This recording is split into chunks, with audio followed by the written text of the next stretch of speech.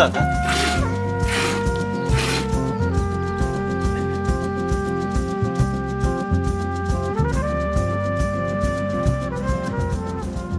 Bună ziua, sunt Popa Laurențiu și în micile mele expediții voi încerca să descoper viața la țară, zicem noi românii, viața rurală a bunicilor noștri, viața pământului de la origine. Vom încerca să dezvoltăm agroturismul în mai multe locații din frumoasa noastră țară, care, priviți, nu este exploatată, deși oferă foarte multe frumuseți și lucruri interesante.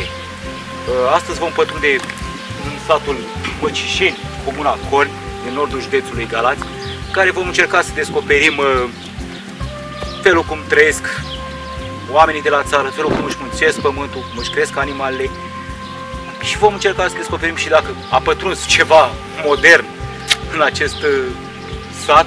Observăm totuși lucruri destul de moderne. Priviți școala, arată chiar super.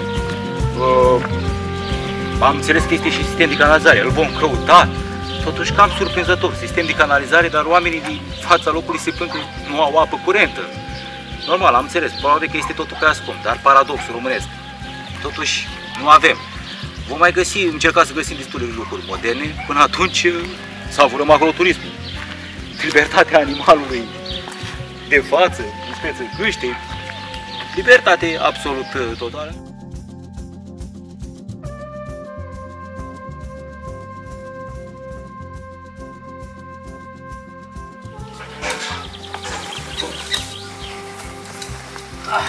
Exact ca pe timpuri, cum făcea bunicul la țară, luăm apa, am ieșit din modernismul orașului.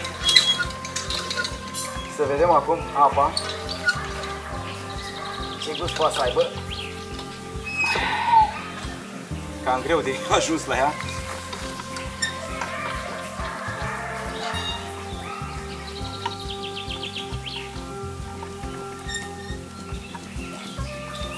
E ea un pic cam turboie, dar vă garantez, are un gust. Nu mai zic.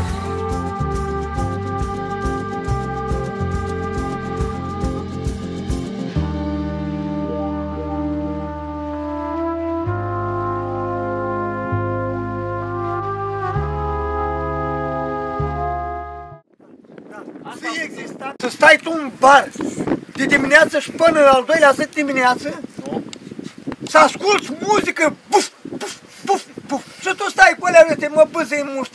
Aveți grijă, deci pentru 1.000.000 muncesc un an de zile. Gândiți-vă și dumneavoastră cât am eu pe zi. Da, e altă întrebare. Ce vor face copiii? Asta e, păi, acum vreau să vă demonstrez eu. Acum, păi da, hai că eu am făcut ca așa, am trecut peste viața de acum, să încurcă, am 67 de ani. Dar ce să fac ei? De unde mănâncă eu o țandră de pensie, mă ajung? Spuneți dumneavoastră.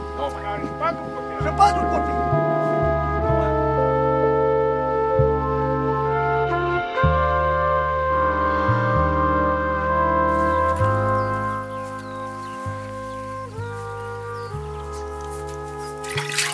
Acum le curățați, practic, ca să fie totul igienizat, a? Pentru asta folosiți apa.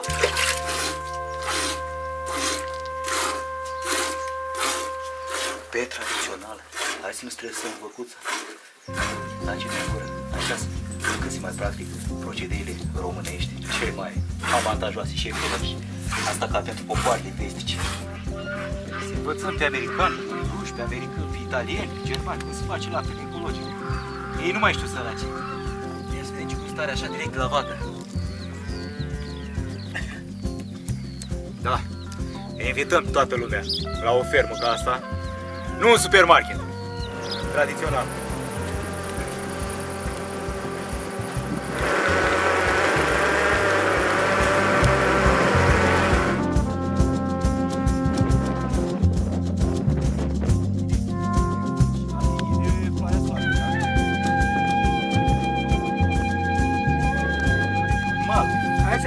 Așa, o plântă naturală, dar care o ai de pe piață?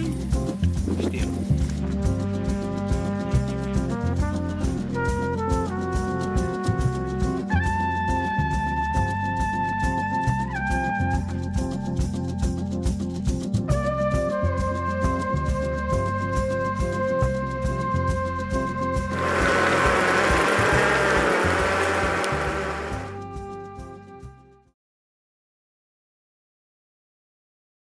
Un alt paradox al satului Măcișeni, avem, priviți, un câmp de eoliene. Este ceva nou, adevărul.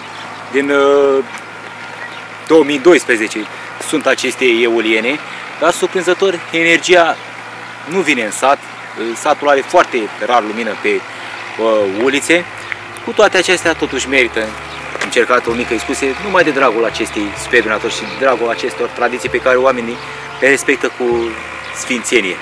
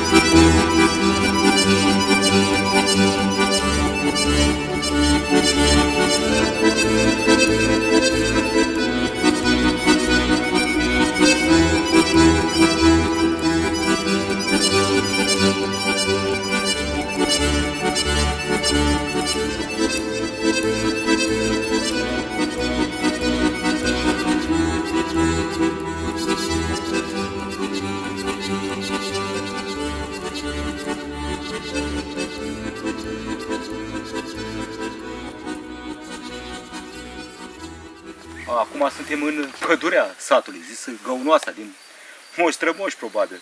Fiți totuși cât aer curat, poteci, natură în adevăratul sens. Foarte frumos. Mai deosebit decât viața de la cotidiană, de la oraș. Vă invităm să participați la excursii la țară, la bunica, pe prispa bunicii, în satul bunicilor natali. Dacă nu aveți bunici, măcar apelați la o agenție de turism dacă pot desfășura asemenea activități. Oricum, e ceva deosebit. Mai ieși din stresul cotidian, nu stai și te mai gândești la toate problemele de zi cu zi și te vei relaxa și te vei simți altfel și pregătit într-un alt mod de a te duce, să zicem, la serviciu a doua zi, prima zi după weekend sau după un concediu.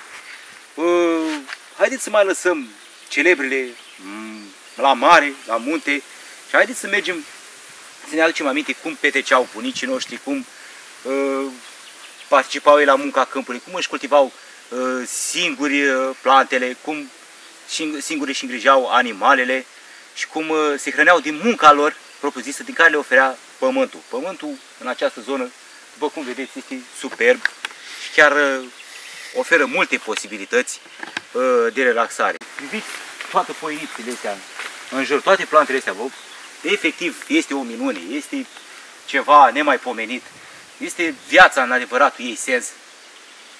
Pe când în oraș probabil nu vom găsi așa ceva. Sunt păduri și la marginea orașului, dar vedeți dumneavoastră, tot aerul ăla de oraș, poluarea aceea zis luminoasă a orașului, nu ți asigură cerul superb noaptea, nu ți asigură la fel aerul de aici, din mijlocul naturii.